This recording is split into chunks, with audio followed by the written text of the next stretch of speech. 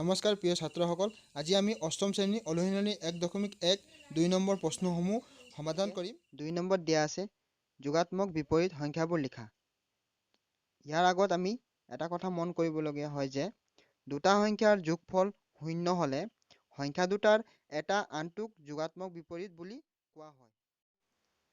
এতিয়া 1 নম্বৰলৈ চোৱা। 1 নম্বৰত দিয়া আছে 7/9। ঠিক আছে, এতিয়া ইয়াক আমি যদি -7/9 লিখিলোঁ, তাৰ যোগফলটো আমাক কিমান পাব লাগে? 0। তেতিয়াহে সেই যোগাত্মক সংখ্যাৰ বিপৰীত সংখ্যা হ'ব, হয়নে? তাৰ বিপৰীত সংখ্যাটো আমি লিখিম। ইয়াত মাইনাছ চিন আছে, গতিকে আমি ইয়াত মাইনাছ চিন নিলিখোঁ, 7 লিখিম আৰু 9, মানে 7/9। ঠিক আছে, তাৰ ইয়াৰ যোগফলটো কিমান হ'ব? 0 হ'ব। ঠিক আছে, তোমালোকে কৰি চাবা। এতেকে এইটো মই ইয়াত বিপৰীত বুলি লিখি দিছোঁ। বিপৰীত, ইয়াৰ বিপৰীতটো কোনটো হ'ব? 9/7। ঠিক আছে, বা 7/9। এতিয়া 2 নম্বৰত চোৱা। 2 নম্বৰত দিয়া আছে 3। এতিয়া ইয়াৰ আমি বিপৰীত সংখ্যাটো লিখিব লাগিব, যাৰ যোগফলটো কিমান হ'ব? 0, নহয়নে? এতিয়া যদি 3 প্লাছ আমি ইয়াত -3 দিওঁ, তেন্তে আমি ইয়াৰ যোগফলটো কিমান পাম? 0 পাম, নহয় জানো? তো ইয়াৰ বিপৰীত সংখ্যাটো কোনটো হ'ল? ইয়াৰ বিপৰীত সংখ্যাটো -3, হয়নে?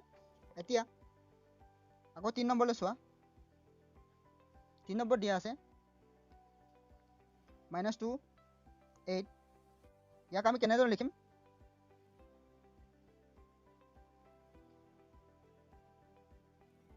-2/8, ইয়াৰ যোগফলটো আমি ঠিক এই মাইনাছ চিনটো আমি আঁতৰাই দিম। 2/8 ইজুকেল কিমান হ'ব? 0 হ'ব। ইয়াৰ বিপৰীত সংখ্যাটো কোনটো হ'ব? এইটো তোমালোকে লিখিবা। 4 নম্বৰত দিয়া আছে 19/7। ইয়াৰ আমি বিপৰীতটো লিখিব লাগিব।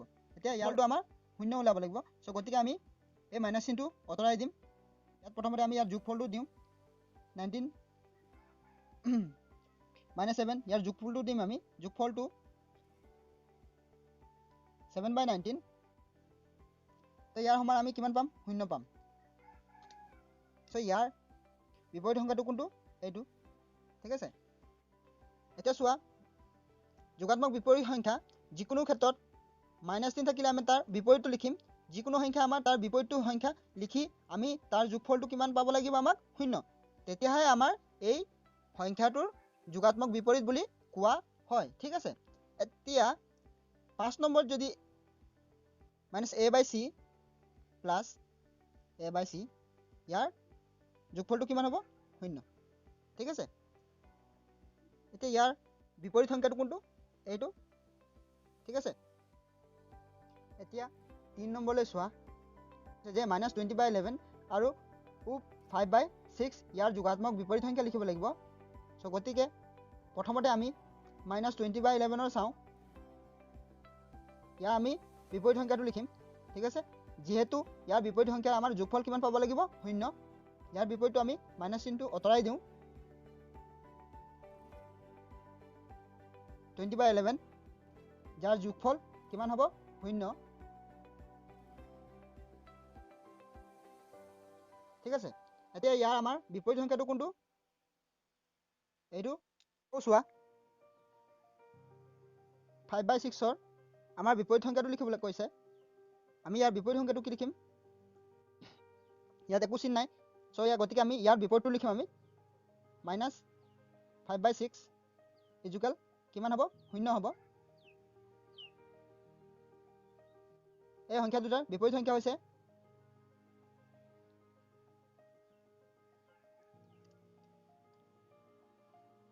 20/11, আৰু এটা কোনটো পালোঁ আমি?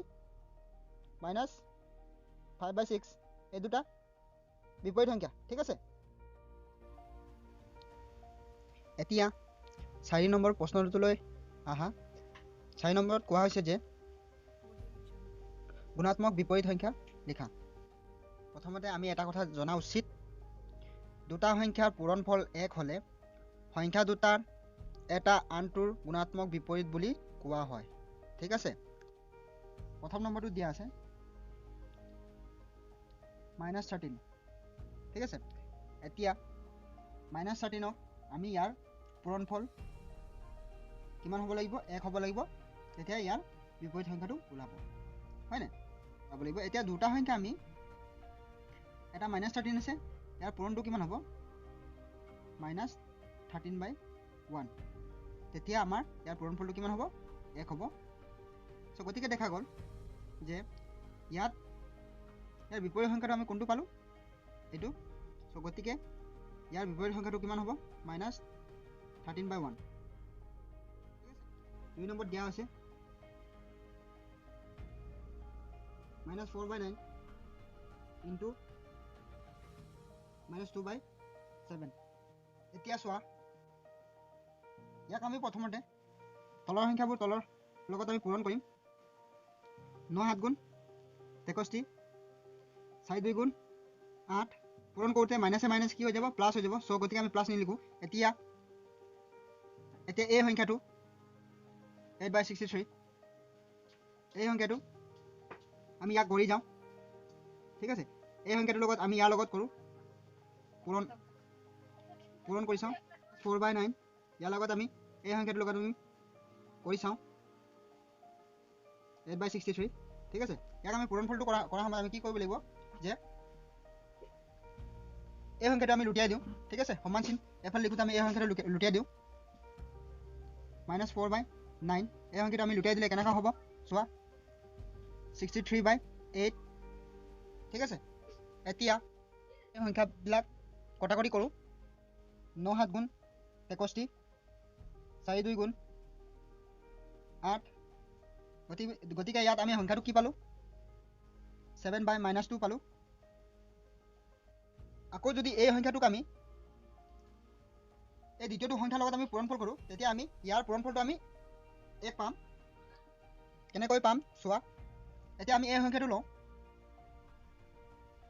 7/-2, ইয়াৰ লগত আমি পূৰণ কৰিম দ্বিতীয় সংখ্যাটোৰ লগত -2/7। গতিকে গুণাত্মক বিপৰীত সংখ্যাৰ পূৰণফলটো কিমান ওলাব লাগিব? আমাৰ 1, হয় নাই? এতিয়া চোৱা, আমি কটাকটি কৰিম। 2 গুণ 2, 7 গুণ 7, এই সংখ্যাবোৰ গোটেইখিনি কটাকটি হয়। আমি ইয়াত কিমান থাকিব? 1। গতিকে দেখা গ'ল ইয়াৰ পূৰণফলটো কিমান ওলালে? আমাৰ 1। এতিয়া আমাক তাৰ বিপৰীত সংখ্যাটো কোনটো হ'ব? 8/63। আকৌ 3 নম্বৰলৈ চোৱা, 3 নম্বৰ দিয়া আছে -2 ইনটু 2/5। ঠিক আছে, এতিয়া ইয়াৰ বিপৰীত সংখ্যাটো লিখিব লাগিব। ধৰা মই ওপৰ সংখ্যাটো পূৰণ কৰি দিম যেনিবা 2 2 গুণ 4 -4, তলত 5 হ'ব। ঠিক আছে, যেতিয়া আমি ইয়াৰ বিপৰীত সংখ্যাটো লিখিম তেন্তে আমি কেনেদৰে লিখিম? ইয়াক আমি এই সংখ্যাটো আমি ওলটাই দিওঁ, -5/4। এই সংখ্যাটোক যেতিয়া আমি ওলটাই দিম তেতিয়া বিপৰীত সংখ্যাটো পাওঁ। ঠিক আছে, তেন্তে ইয়াৰ বিপৰীত সংখ্যাটো কোনটো হ'ব? -4/5। 4 নম্বৰত কি দিয়া আছে? -1। ইয়াৰ আমাৰ বিপৰীত সংখ্যাটো লিখিব লাগিব। এতিয়া -1টো যদি আমি এনেদৰে লিখোঁ, -1 পূৰণ -1, চ' গতিকে আমি কিমান পাম? 1, হয়নে? চ' ইয়াত কোনটো হ'ব? ইয়াৰ বিপৰীত সংখ্যাটো -1। ঠিক আছে, এতিয়া আকৌ চোৱা 5 নম্বৰত কেনেধৰণে দিয়া আছে? 5 নম্বৰত 2n, তলত দিয়া আছে 5।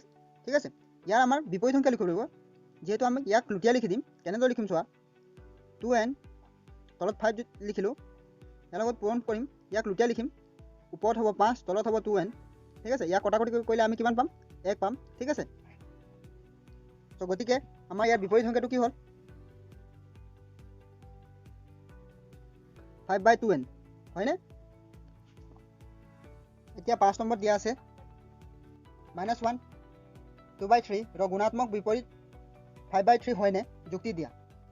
যদি আমি -1 2/3 লগত আমি যদি 5/3 আমি পূৰণফল কৰোঁ, তো ইয়াৰ পূৰণফল 1 ওলাবনে? নোলায়, কাৰণ ইয়াত 1 আছে, ইয়াত 1 নাই। ইয়াৰ কমন সংখ্যা আছে নি? নাই। চ' এতিয়া আমি কেনেদৰে লিখিম চোৱা। -1 2/3 ইনটু 5/3 সমান নহয়, কাৰ লগত সমান নহয়? 1 লগত। এতেকে -1 2/3 ৰ গুণাত্মক বিপৰীত 5/3 নহয়। এতিয়া 6 নম্বৰ প্ৰশ্নটোলৈ চোৱা। নম্বৰ দিয়া আছে যে 1ৰ গুণাত্মক আৰু 1ৰ যোগাত্মক বিপৰীত সংখ্যা। ঠিক আছে, এতিয়া চোৱা, যদি আমি 1ৰ গুণাত্মক সংখ্যাটো বিচাৰোঁ তেন্তে কি হ'ব? 1ৰ লগত যদি 1 পূৰণ দিয়া হয় তেন্তে আমি কিমান পাম? 1, হয়নে? এতিয়া ইয়াৰ বিপৰীত সংখ্যাটো কি হ'ব? 1। তাৰমানে 1ৰ গুণাত্মক বিপৰীত সংখ্যাটো কিমান হ'ল? 1, হয়নে? আকৌ যদি 1ৰ যোগাত্মক বিপৰীত যদি আমাক কোৱা হয় তেন্তে কি হ'ব? 1 যোগ আমি কি লিখিম? -1 = 0। এতিয়া দেখা গ'ল যে 1ৰ যোগাত্মক বিপৰীতটো কি হ'ব? -1, হয়নে? ঠিক আছে, এতিয়া 7 নম্বৰলৈ চোৱা। 7 নম্বৰত দিয়া আছে, প্ৰশ্নটো তোমালোকে ভালদৰে চাই ল'বা। -4/9 আৰু 11/16 ইয়াৰ গুণাত্মক বিপৰীত সংখ্যা লিখিবলৈ কৈছে। ইয়াক আমি এনেদৰে লিখিব পাৰোঁ। এই সংখ্যাটোক আমি ওলটাই দিওঁ 9/-4, তেতিয়া আমি ইয়াৰ বিপৰীত সংখ্যাটো এইটো পাম। ঠিক আছে, আকৌ ঠিক তেনেদৰে যদি 11/16 আছে তেতিয়া আমি ইয়াক ওলটাই দিম 16/11। ঠিক আছে, ইয়াৰ আমি পূৰণফলটো কিমান পাম? 1। তেন্তে ইয়াৰ বিপৰীত সংখ্যাটো কোনটো হ'ব? এইটো। এতেকে আমি ইয়াত এনেকৈ লিখিব পাৰোঁ, বিপৰীত সংখ্যা কোন দুটা পালোঁ? 9/-4 আৰু এটা কোনটো পালোঁ? 16/11। ঠিক আছে, তলৰ এতিয়া 8 নম্বৰত দিয়া আছে, তলৰ সংখ্যা দুটা প্ৰতিক্ৰম লিখা। 1 নম্বৰত দিয়া আছে 2/3, 2 নম্বৰত দিয়া আছে -5/12। ঠিক আছে, এতিয়া প্ৰতিক্ৰম গুণাত্মকৰ বিপৰীত সমৰ্থক শব্দকে প্ৰতিক্ৰম কোৱা হয়। গুণাত্মকৰ যেনিবা ধৰা প্ৰথমটোত দিয়া আছে যে 2/3, ইয়াক আমি যদি পূৰণফল কৰোঁ, ইয়াক আমি লুটিয়াই দিওঁ 3/2, তেন্তে আমি ইয়াৰ পূৰণফলটো কিমান পাম? 1, হয়নে? এতিয়া ইয়াৰ প্ৰতিক্ৰম সংখ্যাটো কোনটো হ'ব আমাৰ? 3/2। ঠিক আছে, ইয়াত মই লিখি দিছোঁ। এতিয়া 2 নম্বৰত দিয়া আছে -5/12, য'ত আমি ইয়াৰ বিপৰীত সংখ্যাটো লিখিম, তাৰ পূৰণফলটো। এতিয়া ইয়াক আমি লুটিয়াই লিখিম 12/-5। ঠিক আছে, তো তেন্তে আমি ইয়াৰ পূৰণফলটো আমি কিমান পাম? 1 পাম, হয়নে? তেন্তে ইয়াৰ প্ৰতিক্ৰম সংখ্যাটো কোনটো হ'ব? এইটো, হয়নে?